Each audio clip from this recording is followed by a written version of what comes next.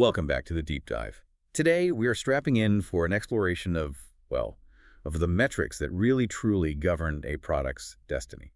And we have a pretty substantial stack of sources in front of us. We're talking analyst reports, product manager notes, and some pretty deep research papers. Exactly. The goal here is to give you the ultimate shortcut, right? A way to understand product longevity without having to sift through all of this yourself. Yeah. We know you thrive on getting knowledge quickly, but, thoroughly. Especially in these dense fields like product analytics. So our focus today is squarely on the essential framework for measuring product health and user stickiness, cohort and retention analysis. That's right.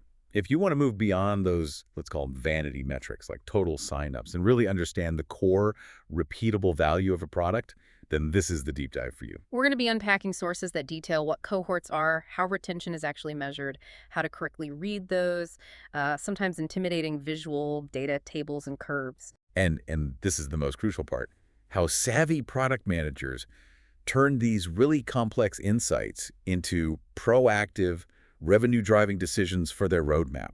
Our mission today is, I think, a comprehensive understanding of what separates the products that thrive for years from the ones that, they peak early and then just fade away. And the initial hook here is so vital.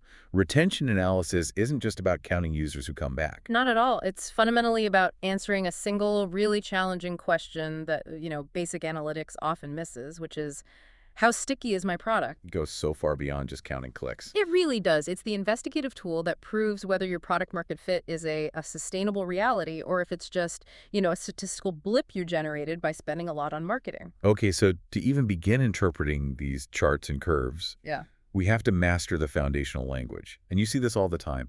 The first and most common pitfall is confusing a segment with a cohort. They sound kind of interchangeable in just everyday speech, but in analysis, if you mix them up, you basically invalidate all your results. You do. This is the conceptual bedrock we have to build on. A cohort is not simply a group of users. It is a group of users who share a common characteristic that occurred within a defined time period. A defined time period. That time boundary is the mandatory, non-negotiable component that gives cohorts all their analytical power. Okay, so the grouping is defined not just by who they are, but, and this is the key, by when they did something significant. Exactly. We're talking about time-based grouping. For instance, you could have a cohort of all users who signed up between, say, November 1st and November 7th. The single week. A single week. Or perhaps users who were activated, and by that I mean they reached a specific life cycle milestone, like performing their first key action.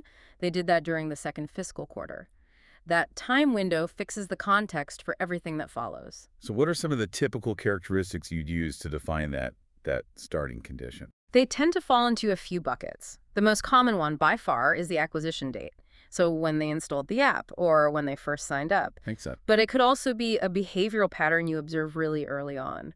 Or maybe their first life cycle stage completion, or even fixed attributes like what device type they were on, or their geographical region. But only if that attribute was true at that starting moment, right? That's the critical part, only if it was true at the moment of the starting condition. The key is, once a user is in that November 1st cohort, they are fixed to that group forever for the purpose of the analysis. Okay, so let's really nail down that critical distinction then. Cohort versus segment. If I'm looking at my user base, how do I know if I'm looking through a segment lens or a cohort lens? A segment gives you a static snapshot. It's all about an attribute-based grouping defined at the present moment.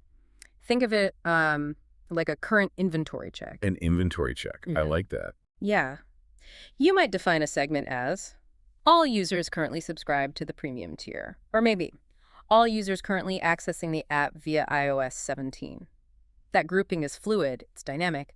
Users are moving in and out of those segments every single day. But the cohort is immutable. It's locked in by that timestamp. Precisely. A cohort is strictly bound by that time grouping around a starting condition, and then it's tracked over time to see how their behavior changes. So if a user was acquired in the January cohort, they remain a part of that January cohort forever. Even if they churn or upgrade or start using a different device in, say, July? Doesn't matter. We continue to measure the entire original cohort's performance, months, even years later. And this rigidity, this time-bound nature, that's actually its greatest strength, isn't it? It is the source of all of its analytical power. By fixing that starting condition, we are able to isolate variables. Ah, So imagine your engineering team released a huge new feature, let's call it version 2.0, on March 1st. If you just look at the segment of all active users today, that data is, well, it's polluted. It's full of users who signed up ages ago and never even saw version 2.0. right. You're mixing apples and oranges. Exactly.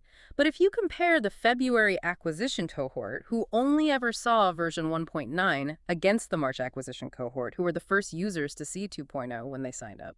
Then you can cleanly isolate and measure the actual causal effect of that new feature on long-term user behavior. That's it. It's a clean comparison. That makes perfect sense. Without that cohort grouping, you'd never be able to untangle whether your engagement is improving because of a change you made last week, or if it's just because you acquired a really high-quality batch of users a year ago who are still active. The cohort basically acts as a perfect control group. You can measure the impact of literally everything against it, from, server speed changes to massive pricing shifts. Okay, so once we get the basic definition of a cohort, we start to see there are different ways to apply that time-based grouping. It depends on what stage of the user journey we're trying to investigate. Right, and our sources helpfully categorize these into 3 primary analytical lenses. And I think lenses is a great way to put it because you can choose which one to apply based on the question you're trying to answer.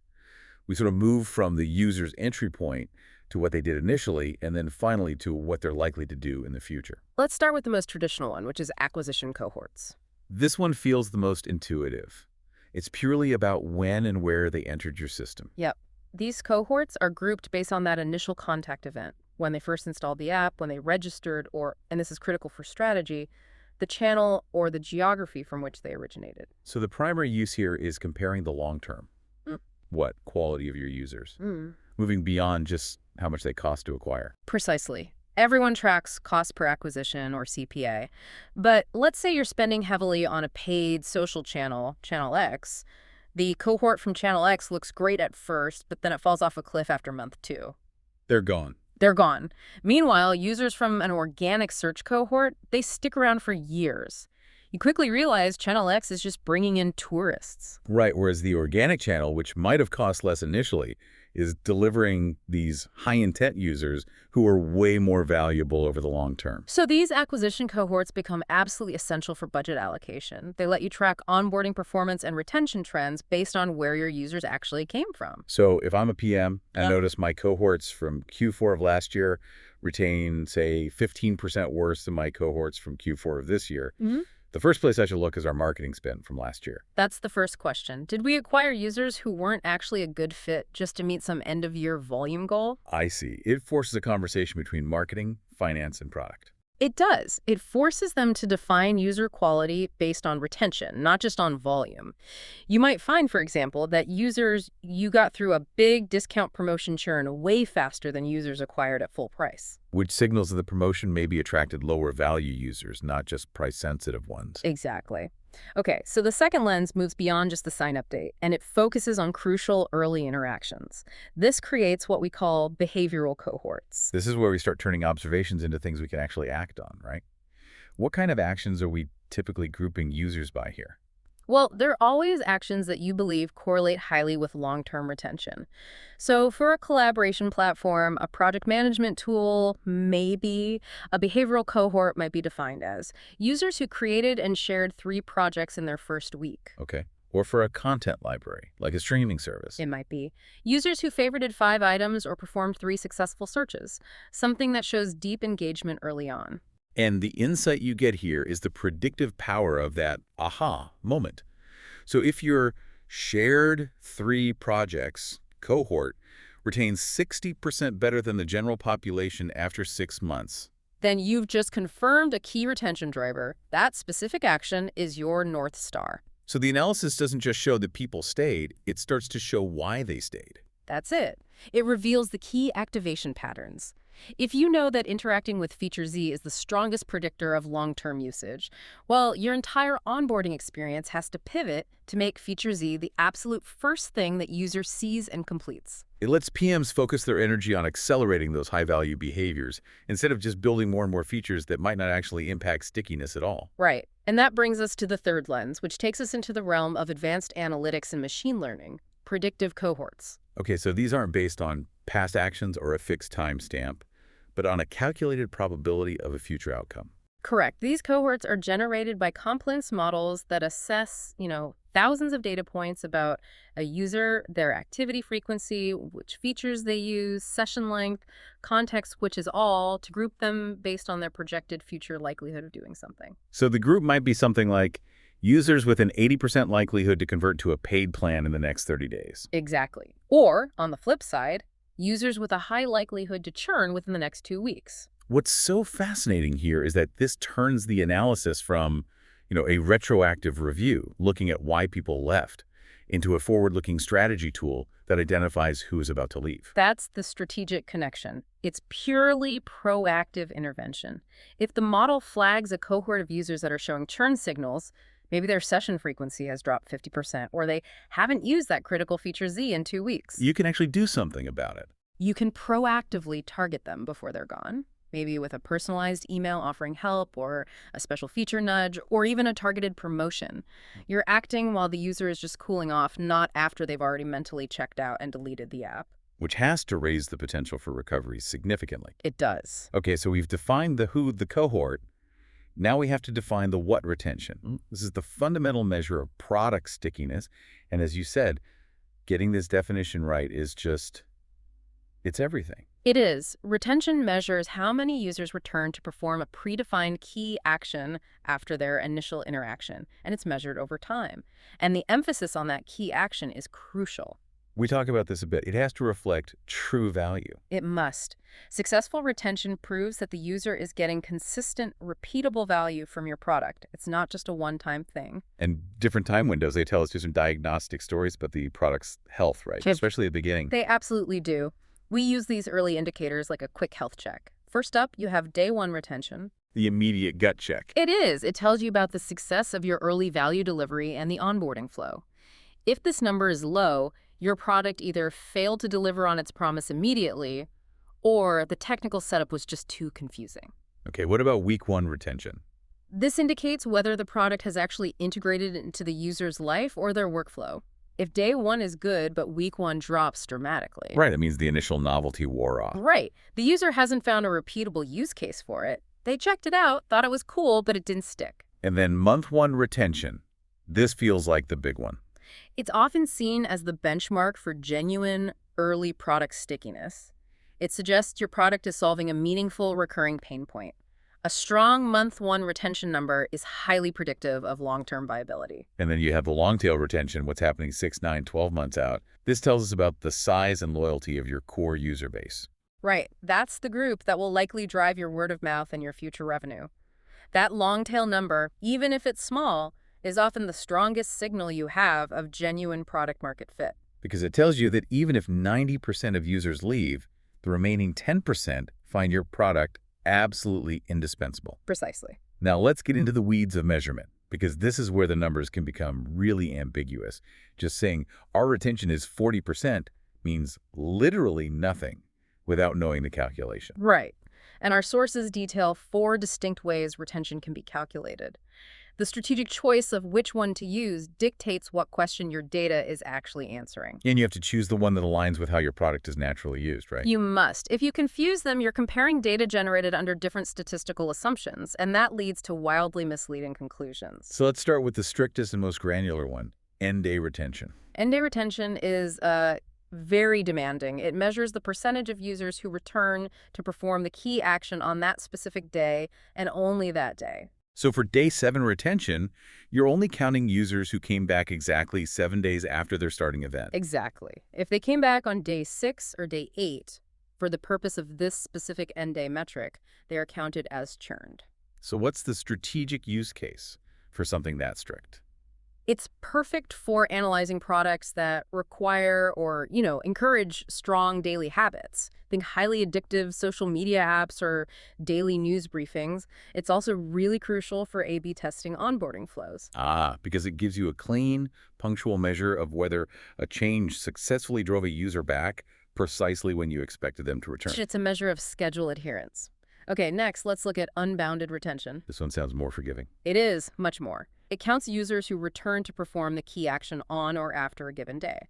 So if we're looking at day 7 unbounded retention, we're counting everyone who returned on day 7, day 8, day 9, and so on into the future. So why would a PM choose unbounded over end day? What kind of product is this for? Unbounded is ideal for products with high intrinsic value but irregular usage patterns. Think about enterprise SaaS tools, financial planning apps, or even utilities. Things you don't use every day. Exactly. If a user only needs your product every 3 weeks, end-day retention will look absolutely terrible, even if they're a very dedicated user. Unbounded retention gives you a much better picture of their overall persistence and engagement longevity. It measures the likelihood of them ever coming back again after that day. Okay, that makes sense. The third definition is bracketed retention. Bracketed retention measures activity within defined multi-day time windows. For example, retention might be calculated for the window of days 7 to 14, which is week 2, or maybe days 28 to 35, the start of month 2. I can see the utility here. This is crucial for products that operate on a weekly cycle, right? Like a project management tool. Exactly. For a product designed for weekly project reviews, or maybe a food delivery app that's used primarily on weekends, a user might use it once during the week, but not necessarily on a fixed, specific day. So bracketed retention captures those habitual users without penalizing them for minor schedule changes, which end day would absolutely do. It just smooths out the noise caused by natural weekend or weekday usage spikes. Okay, and finally, rolling retention. This sounds cumulative. It is, and it's often the most optimistic measure. It counts users who have performed the key action at least once up to that day. So if you calculate 30-day rolling retention, you're counting every single user who has returned at least once between day 1 and day 30. This sounds like a great metric to use when you're reporting to investors, maybe. It does tend to maximize the count. It's often used as an indicator of the total addressable user base that hasn't officially churned yet. But the key strategic difference is that rolling retention doesn't actually tell you about current engagement. Only past engagement. Right. If a user logged in on day 1 but hasn't returned since day 2, they still count toward your 30-day rolling retention metric. For any serious internal diagnosis, the other 3 methods are generally much more effective because they reveal the frequency and consistency of engagement. So the fundamental takeaway is you have to always ask, which calculation methodology was used before you draw any conclusions from a retention number? Absolutely. Okay, we've got the technical definitions down. Let's talk practical application. The analyst's job is to move from these theoretical definitions to actually constructing and interpreting the raw data specifically, the tables and curves that are the hallmark of this type of analysis. Right, and constructing a useful, non-misleading analysis involves some really meticulous definition of the starting parameters. Step 1, define the starting condition. We touched on this earlier, but it's worth revisiting the strategic implications of that choice. The event that starts the clock is everything. So if you were trying to measure the effectiveness of your marketing funnel, you'd probably define the starting condition as signed up. Right. But if you know that users only get real value after they complete their profile setup, you might define the starting condition as completed the onboarding tour. And those two choices are testing entirely different parts of the product. Completely different. Signed up tests the strength of the welcome mat and the initial technical flow. Completed the onboarding tour tests the stickiness after the user has been guided to that first layer of value. So PM might see great retention if they use the second definition, but they're missing a massive hidden problem. Exactly. They might not realize that 90% of their users never even make it to the end of the onboarding tour, which means the first definition is the more honest, more painful, but ultimately more crucial metric to be tracking. Okay, step 2, choose the retention action. This is the return action, and you warned us about the pitfalls of using low-value actions here. I did. The action must be aligned with the core job the product does for the user. So if your product helps teams coordinate, the retention action might be sending a message to a coworker. If it's a marketplace, maybe it's completing a search and viewing 5 results. The key risk is defining retention as simply login. Yes. Why is login so dangerous, especially for, say, a B2B tool? Because it can often be just administrative compliance, not value realization. A manager might log in once a month only because the system automatically sends a mandatory security alert that requires them to log in to acknowledge it. So that user is technically retained, but they're getting 0 product value. Exactly. Using a weak action like login gives you this falsely high retention curve, making you think your product is sticky when, in reality, your users are silently abandoning all the core features. You have to choose an action that signifies a successful value exchange. Okay, step 3, Select time buckets: daily, weekly, or monthly. This needs to reflect the organic rhythm of the user.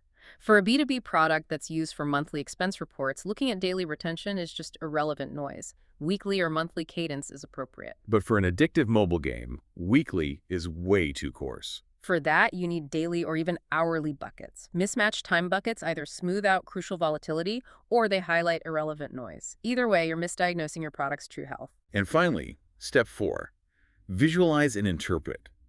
This is where we stop counting and we start diagnosing. Right. We start looking for the narrative and the patterns. We look for sudden drop-off cliffs, which signal an acute failure. We track variance between different cohorts, which can point to external factors like marketing shifts or internal factors like feature releases. And we look for continuous improvement, which validates that our long-term roadmap decisions are actually working. That's the goal. Okay, let's get concrete and look at the structure of the cohort table from the research. These are usually those triangular grids. Cohorts, grouped by their acquisition date, are in the rows, and the retention intervals day 1, month 2 are in the columns. And the raw numbers are. Yep. Well, they're terrifyingly honest. They are. Let's dissect the Jan 20 cohort specifically. It shows we start with 256 initial users. That's our 100% baseline. Okay, and if we look across that row to the month 1 column, which is interval 1, the number just drops dramatically to 106 retained users. That is a staggering loss. I mean, we have lost 150 potential long-term customers almost immediately. If you calculate that percentage, that's roughly 59% of the initial January cohort failing to return after just the first month. That is the very definition of a steep early decline. It is. It signals an urgent, critical failure right at the front door. Either the onboarding is broken or the product experience immediately disappointed the expectations that were set by the marketing team. And this is the most financially damaging type of churn because you acquired those users, you paid for them, and then you immediately lost the investment. Instantly. Now, if we follow that same Jan 20 cohort out to the long tail, let's say month 6, the number is down to 17 users. And by month 12, it's down to a mere 3 users remaining. 3. Out of 256, that translates to less than 1.2% long-term retention. That number should induce panic in any product team. It's telling the PM that for every 100 users they acquire, only 1 is going to stick around for a year. Which means this product does not have broad product market fit. It has niche market fit for a tiny, highly dedicated segment. So the immediate strategic decision here is find out exactly who those 3 users are, what they're doing, and then try to replicate that segment or that acquisition channel because the rest of the market is irrelevant for the current product version. But the real insight comes from comparison, right? Looking Right. down the columns and across the rows. Let's talk about the variance between cohorts. For example, why did the Nov 20 cohort, which started with 198 users, retain 53 of them at month 1? While the Feb 20 cohort, which started smaller with 165 users, retained 47 users at month 1. Yep. The Feb 20 cohort was smaller, but its retention percentage is actually slightly lower than Nov 20 as well. The Nov 20 cohort demonstrates slightly higher overall retention relative to its initial size. So a PM has to immediately ask, what happened in November? Did we run a high-quality targeted ad campaign that brought in better fit users? Was there a small, unheralded bug fix that drastically improved the first-run stability? Right. The comparison points to some external or maybe subtle internal factor that gave those Nov 20 users a better initial experience than the users from February. And the positive signal we are constantly hunting for in these tables is the pattern of ever-improving newer cohorts. Yes. If the month 1 retention percentage for your Sep 20 cohort is higher than it was for your Mar 20 cohort, that is the clearest evidence you can get that the product work you did, the bug fixes, the feature releases, the onboarding improvements you shipped between March and September are yielding real, measurable results in stickiness. Then if that number isn't going up over time... Then your roadmap isn't working on the core health of the business, period. Okay, so if the tables are the hard quantitative numbers, then the retention curves are the qualitative story. The shape of that curve can tell a PM instantly what their product's fundamental health challenges are. Absolutely. The shape is the diagnosis. So let's analyze the common shapes, starting with the classic, the sharp drop with a flat tail. This is often the yellow or flattish curve you see in a visual analysis. This shape tells a tale of 2 products. The sharp initial drop is that catastrophic onboarding failure we just talked about. The product is just hemorrhaging users in the first few days or weeks. So that could be due to complexity, lack of guidance, a bad first impression. All of the above. However, The flat tail that follows is crucial. It means that the small percentage of users who survive that terrible front door experience found enough value to stick around indefinitely. So this product has product market fit, but only for a very small, highly determined niche group. Exactly. And the prescription is clear. Ignore building new features for a month and fix the onboarding experience immediately. Your living room is great, but your front door is locked. Okay, next up, the gradual decline, which is represented by that red, consistently downward sloping curve. This suggests a more healthy, natural, and sustained churn. The product might be a utility used for a specific period, like a tool for finding a new apartment. Once the goal is achieved, the user churns naturally. Or the value is periodic, not something that forms a daily habit. Right. This pattern isn't necessarily alarming unless the rate of that decline starts to accelerate. It just suggests that while the product is useful, it hasn't become indispensable. And the ideal scenario, the aspiration for any high-growth product, is the flat high plateau, which is part of that glue high-retaining curves. This curve is the unequivocal sign of strong, sustained product market fit. High day one retention means your onboarding is excellent, and the plateau that follows, where the curve stabilizes at a high percentage, say 50 or 60% of the initial cohort, confirms that the value you're delivering is consistent and sticky. This product has solved a genuine problem for a large segment of the users it acquires. It has. But the most counterintuitive, and I think the most strategically fascinating shape, is the smile curve, the green one, where retention actually increases over time after that initial inevitable dip. This is where products that rely on accruing value or on network effects live. The smile curve means that the initial low engagement is eventually offset by a massive increase in engagement months down the line. So like a collaboration tool, maybe Slack, where the value is low until your whole team adopts it. That's a perfect example. Or a platform like Netflix, where the value of your subscription actually increases as their content library grows. So the PM for a product with a smile curve shouldn't panic about that initial drop. Not at all. Instead, they should be laser focused on accelerating the user past that minimum viable threshold, getting them to the point where they invite 5 coworkers or upload 10 pieces of content, because that's the key inflection point where the network effect kicks in and retention takes off. It totally changes the optimization goal. It does. And finally, the ultimate warning sign: worsening newer cohorts. If your retention percentages are consistently dipping lower for each successive cohort, that demands immediate, critical attention. What's the usual cause there? It's often a result of a degradation in quality.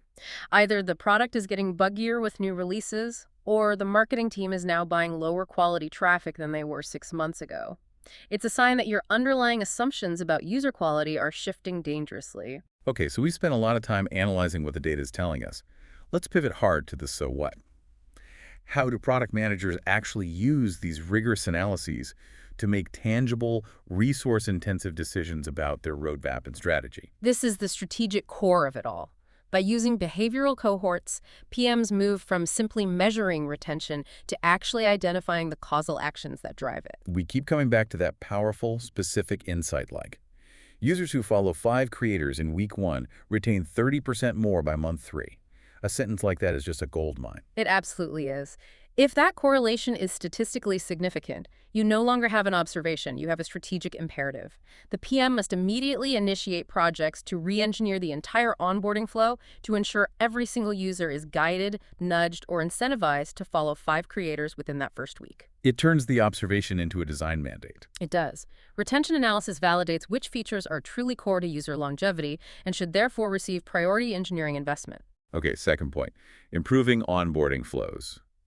So if the cohort table is screaming steep early decline, that poor day 1 or week 1 retention, the focus is obvious, but the solutions need to be sophisticated. Right. When you see that cliff, the failure is in the first run experience. The fix has to concentrate on rapid value delivery. This means addressing every single point of friction. Improving load times, clarifying complex jargon, getting rid of unnecessary sign-up fields. And addressing empty states. Can you elaborate on that problem? Sure. When a user first signs up for a collaborative tool, their dashboard is often just blank. There are no files, no teammates, no activity.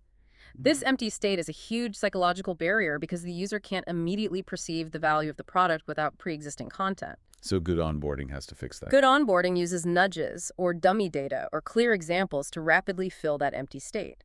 It allows the user to experience the product's full potential immediately, thereby accelerating their journey toward those known retention drivers.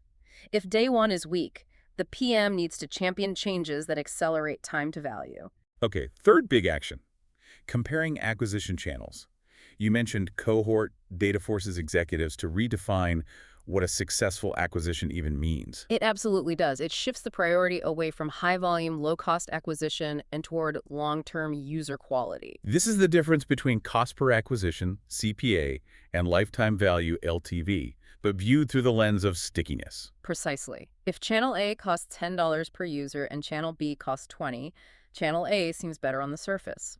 But if the cohort from Channel A retains for only 3 months, and the cohort from Channel B retains for 3 years. Channel B is the vastly superior strategic investment. By orders of magnitude, by comparing retention curves across all your channels, paid search, TikTok, email campaigns, you determine which channel consistently brings in the genuine high-intent users. Strategic budget decisions have to flow directly from these findings. Prioritizing sources that produce sticky users over sources that just produce volume. Right. Number 4 is diagnosing feature impact. When a new feature is launched, PMs need definitive validation. And cohort analysis is basically the scientific method applied to product development. It provides the definitive answer to the question, did retention improve after we shipped feature X? That's the question. And the method is simple but incredibly powerful. You compare the cohort that signed up immediately before the feature release to the cohort that signed up immediately after. And if that new post-release cohort shows a measurable uplift in retention starting at day 7, you've validated the feature's worth in concrete terms. Yes, and that uplift has to be sustained. If you see a short-term spike but the curve collapses after month 1, the feature might have been novel, but it wasn't fundamentally valuable. What if it's worse? Conversely, if the newer cohort's retention is worse, that feature might be unnecessarily complex, or it might be obscuring the core value proposition, or even introducing performance issues. Retention data acts as a ruthless filter, forcing PMs to reassess features that look good on paper but actually detract from product longevity. And that leads to the final point, supporting roadmap prioritization. Ultimately, the entire strategic roadmap is a competition for limited engineering resources. And retention data provides the objective tiebreaker. It ensures resources are allocated to projects that actually move the needle on core product health. A project focused on accelerating users to that follow 5 creators action, which, correlates highly with retention, automatically ranks higher than a project to build some aesthetically pleasing but low-impact niche feature. So it validates which projects meaningfully improve the product's longevity, ensuring that resources are spent on what truly matters to the business's long-term sustainability. Instead of just chasing fleeting trends. Okay, to bring this all together, let's do one final highly specific data breakdown to show this variance in action. Our research includes a fascinating example showing how retention can vary wildly, even among users acquired at the same time, based purely on the specific app version they landed on during their initial interaction. This is a classic case study in feature impact.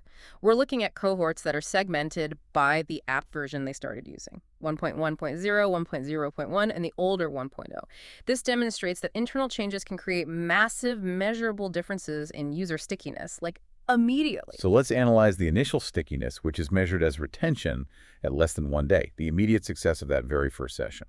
Okay, so we see that app version 1.1.0 shows incredibly strong initial retention at 90.39%. Wow. Yeah, this means 9 out of 10 users who encountered this version came back almost immediately. This version clearly delivered immediate value and a successful first-run experience. Now compare that to the baseline, app version 1.0, which shows significantly lower initial retention at 76.94%. That is a huge 13.45 percentage point drop in immediate stickiness. That 13% difference is strategic gold. It means that whatever features, bug fixes, or performance optimizations were bundled into version 1.1.0 created a dramatically smoother, more compelling initial experience.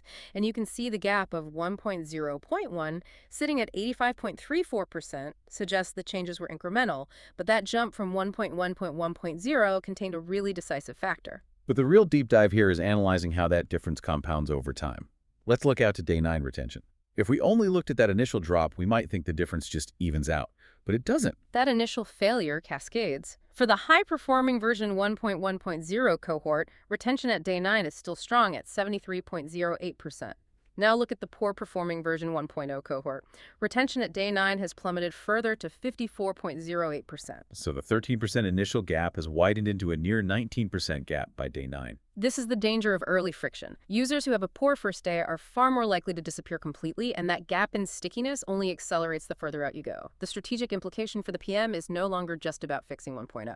It's about figuring out what was so good about 1.1.0. Exactly. It's about isolating the exact change in 1.1.0. Was it a new notification system, a simplification of the permissioning flow, a critical crash fix, and making that change the absolute standard for all future versions. The roadmap priority is crystal clear. Eliminate 1.0 and 1.0.1 immediately, and invest heavily in understanding and optimizing the user experience offered by 1.1.0. Okay, let's quickly wrap up with a final thought exercise recap to really solidify these strategic connections. Okay, so consider the hypothesis. If a product has high signups but really poor week 1 retention, the likely culprit is that the marketing promise is not matching the product reality. Users arrive with high expectations, but the product failed to live up to that promise in those critical first few sessions. The fix isn't marketing, it's product. Exactly. Or if the data confirms that users who complete Action A retain 3 times better, the immediate redesign challenge is how to ruthlessly accelerate the user toward Action A. So if Action A requires inputting payment details, maybe you offer a powerful feature free for the first month, but it's only accessible by completing Action A. You create an unavoidable bridge to value. Right. And finally, when assessing historical context, why might acquisition cohorts from Q1 outperform those from Q3? You have to consider external pressures. Q3 might suffer from seasonal factors like summer holidays leading to less attention. Or, more cynically, Q1 might have used the highest quality, most targeted marketing budget, while Q3 was forced to spend on lower quality, high volume campaigns just to hit end-of-year acquisition targets. The cohort data forces you to separate user quality issues from your internal product execution issues. We've covered a massive amount of ground today. We've moved from the static definitions of user groups to the dynamic, time-bound power of cohorts. We've broken down the 4 essential methods of retention measurement. We've dissected the quantitative rigor of the cohort table. And we've derived qualitative strategy from the shapes of retention curves.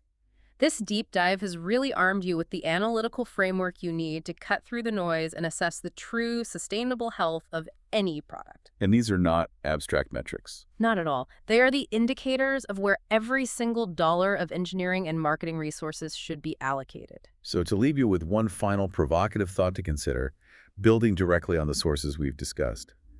If correctly defining the starting condition and the retention action is the absolute bedrock of valid analysis, what are the hidden ethical and strategic risks if a product chooses an action that is easy to complete but totally irrelevant to the user's core problem? That's a great question. For instance, if you define the retention action as viewing the settings page, which is mandatory for initial setup but provides literally no user value, you might generate a seemingly high initial retention curve. But how does that false confidence then lead management to misdiagnose the product's health? Right. It could cause them to neglect the truly broken core features because the numbers look good on the retention dashboard. The power here lies not just in executing the analysis, but in having the critical thinking to question the definitions upon which those powerful numbers are based. We encourage you to apply these interpretive skills to any product or data set you encounter next. Until the next deep dive, keep questioning the numbers.